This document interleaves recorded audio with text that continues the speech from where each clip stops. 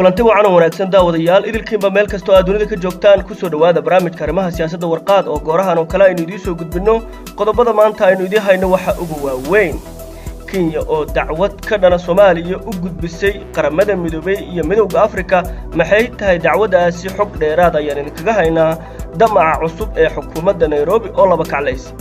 tallaabo hordhac ah cunaqabatayntii Kenya Soomaaliya ugu hanjabtay oo ka dhaqan gashay gobolka waqooyi bari Kenya iyo raashin ka yimid dhanka Soomaaliya oo dab la qabatay wararkii ugu dambeeyay ayaan barnaamijkeedu kugu soo gudbin doonaa haddii uu aleedo waxaad kaloo daawan doontaan Mareykanka oo war ka soo saaray xiisadda labadan dawladood u dhaxaysa shaaciyana go'aanka uu ka qaadan doono dawladda Qatar oo ku dhawaaqday adduun lacageed oo ay ugu deeqayso Soomaaliya iyo xogta heshiis muhiim ah oo labada dhinac ay gaareen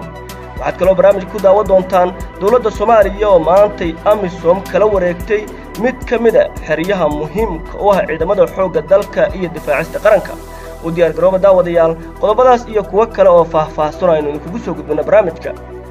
maanta waa 28 bisha labaad ee February sanada 2019 haddii aynu ku bilowno barnaamijka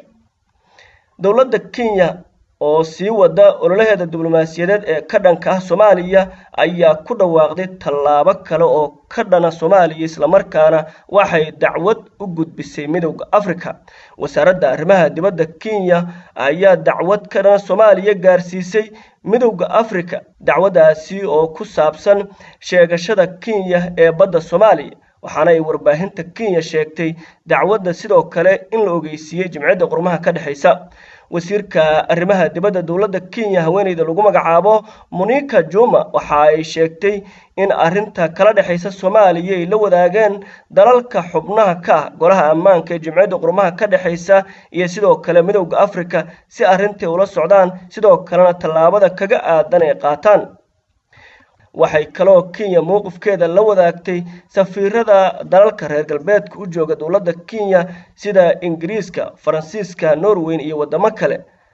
Monica Juma wasiirka arrimaha dibadda Kenya waxa ay sheegtay in wasaaraddeedu olole ay ku bixinayso difaaca qaranka Kenya ayna doonayaan in wada hadal lagu xaliyo siday tiri muranka dhanka badda ee kala dhaxeeya Soomaaliya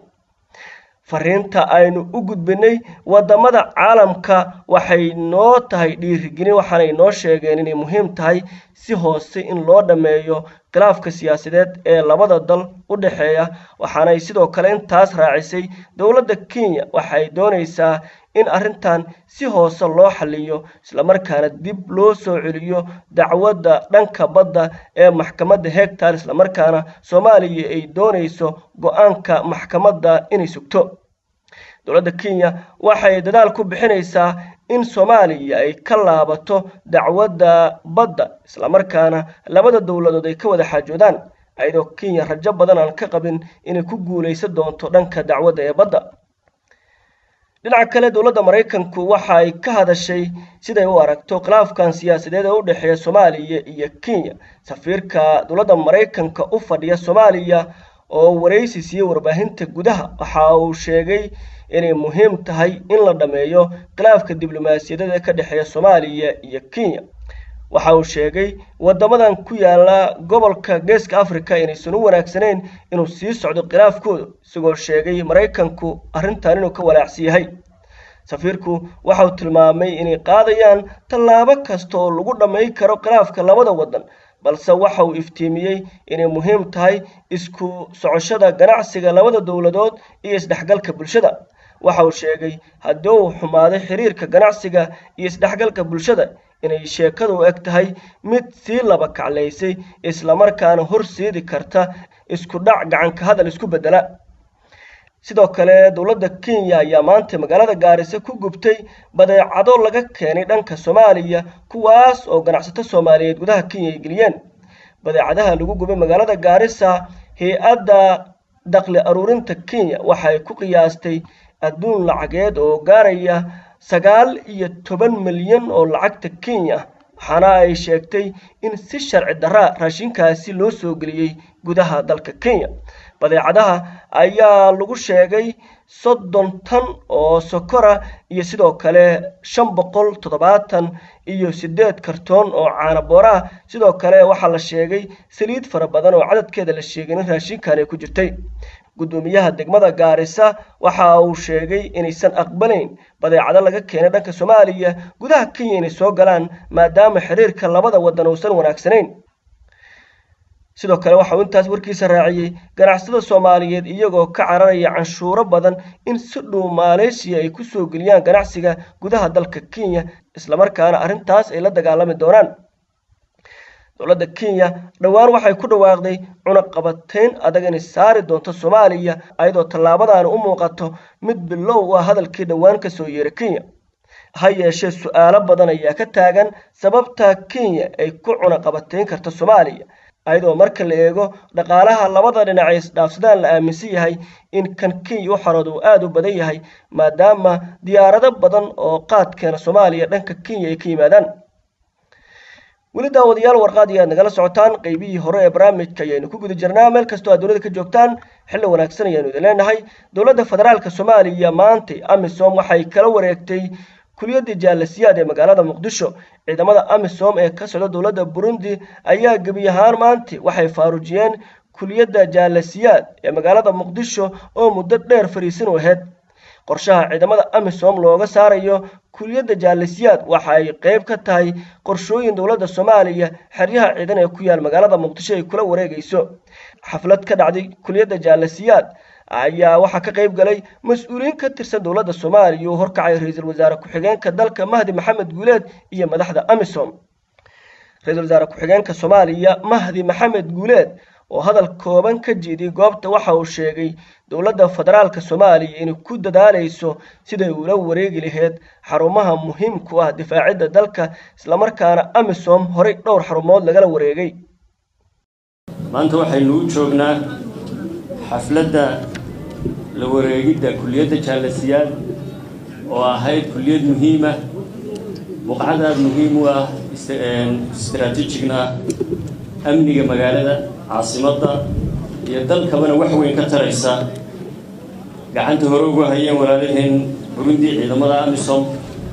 maantana ku wareegaysa gacanta ciidamada xoogga dalka Soomaaliyeed waa guul aynu gaadhnay tallaabo hore oo aan u qaadnay horumar aynu sameynay sidii halkan laga cadeeyay qiyaastii 8 sano ka hor ayay fariisin u ahayd kooxaha nabadiidka oo ay ahayd meel ay ka soo duulaan nabadgelyo darro ka sameeyaan argagax ka fuliyaan waxaan marka ugu horeysa tacsi u dirayaa qoysaskii iyo qaraabadii geesiyaashii ku geeriyooday ee ciidanka xoogga dalka Soomaaliyeed iyo ciidamada AMISOM gaar ahaan Burundi waxaan leeyahay samir iyo imaan dhamaanteedba ilaahay ha inaga siiyo waxay muujinaysaa kana turjumaysaa maanta inaynu la wareegno kuliyadda jaalasiyaad oo ciidanka xoogga dalka Soomaaliyeed ay gacanta u soo gasho mar labaad in uu hirgalayo meelna marayo qorshihii amniga qaranku waa hirgelinta iyo taabagelinta tubta amniga iyo cadaaladda oo qayb muhiim ka ah tubaha ay ku shaqeynayso xukuumadda federaalka Soomaaliya وهاجك داود يال ورقادية السعودان برامج كارمها سياسة وداوريسان قيبي دم برامج إنه سلسو قارني دولة قطر أي كل واقدي الدون العقاد ويقول قيس الصومالية وحنا لبضر إن عايز نافسدن هشيسية مهمة دولة قطر أي شل كل واقدي lacag gaaraysa 7 milyan ee riyaalka Qatar una dhigata 20 milyan oo dollar in ku taageerayso miisaaniyadda dawladda federaalka Soomaaliya sanadkan 2019 warkaan ku dhawaaqay amiirka guud ee dalka Qatar ninka lagu magacaabo Sheikh Tamim bin Hamad Al Thani ayaa yimid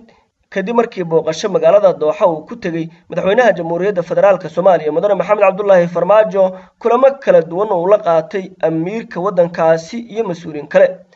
taageeradan ayaa muhiim u ah dawladda Soomaaliya waxaana ay xoojinaysaa xiriirka ka dhexeeya labada dowladood oo wanaagiisa oo soo bilowday sanadii 2017 markaas oo dalka madaxweynuhu ka noqday maxamed cabdullaahi farmaajo sidoo kalena uu xumaaday xiriirka dowladaha Soomaaliya iyo Imaaraadka Carabta oo dowladda ka taageeri jiray dhinacyada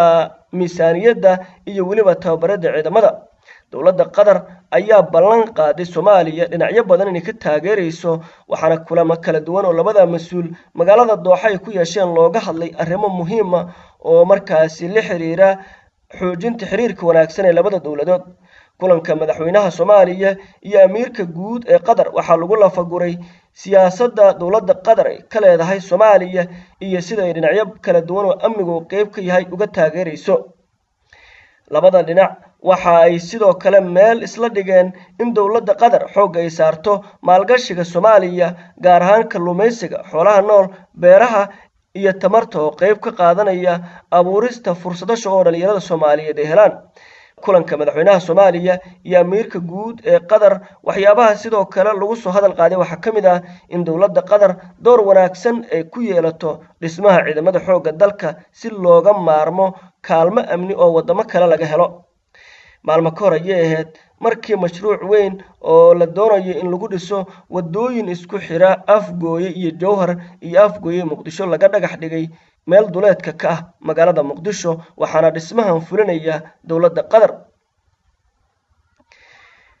guud ahaan daawadayaal waa dhageytaas barnaamijka arrimaha siyaasadda warqaad intaynu mid lamid ku kulmayno haddii uu Alle idmo nabadgelyo ku soo dhawow warqaad press haddii aad ka heshay muuqaalka fadlan like siina share garee haddii aad nagu cusub tahayna subscribe si aad u hesho muuqaalo cusub fikirkaadana noogu soo gudbi qaybta commentiga aad baad u mahadsantahay